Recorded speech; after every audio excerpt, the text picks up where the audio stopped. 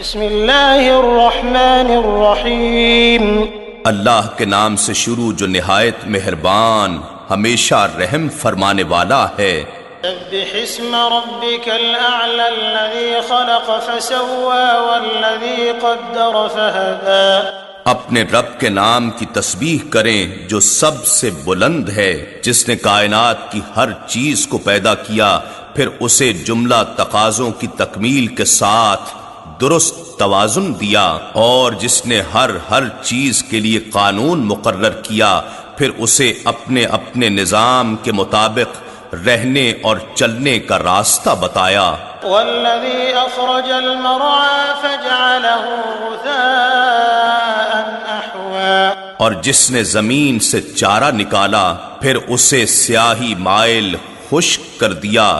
سنقرئك فلا تنسى إلا ما شاء الله إنه يعلم الجهر وما يخفى۔ اے حبیب مکرم، ہم آپ کو خود ایسا پڑھائیں گے کہ آپ کبھی نہیں بھولیں گے، مگر جو اللہ چاہے، بے شک وہ جہر اور خفی یعنی ظاہر و پوشیدہ اور بلند و آہستہ سب باتوں کو جانتا ہے۔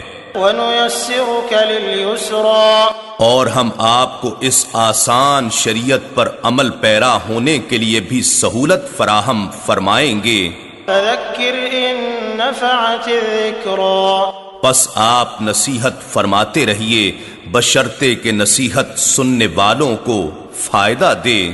سَيَذَّكَّرُ مَن يَخْشَىٰ وَيَتَجَنَّبُهَا الْأَشْقَى الَّذِي يَصْلَى النَّارَ الْكُبْرَىٰ۔ البتہ وہی نصیحت قبول کرے گا جو اللہ سے ڈرتا ہوگا، اور بدبخت اس نصیحت سے پہلو تہی کرے گا جو قیامت کے دن سب سے بڑی آگ میں داخل ہوگا۔ ثم لا يموت فيها ولا يحيا۔ پھر وہ اس میں نہ مرے گا اور نہ جیے گا۔ قد افلح من تزكى وذكر اسم ربه فصلى۔ بے شک وہی بامراد ہوا جو نفس کی آفتوں اور گناہ کی آلودگیوں سے پاک ہو گیا، اور وہ اپنے رب کے نام کا ذکر کرتا رہا اور کثرت و پابندی سے نماز پڑھتا رہا۔ بل تؤثرون الحياة الدنيا والآخرة خير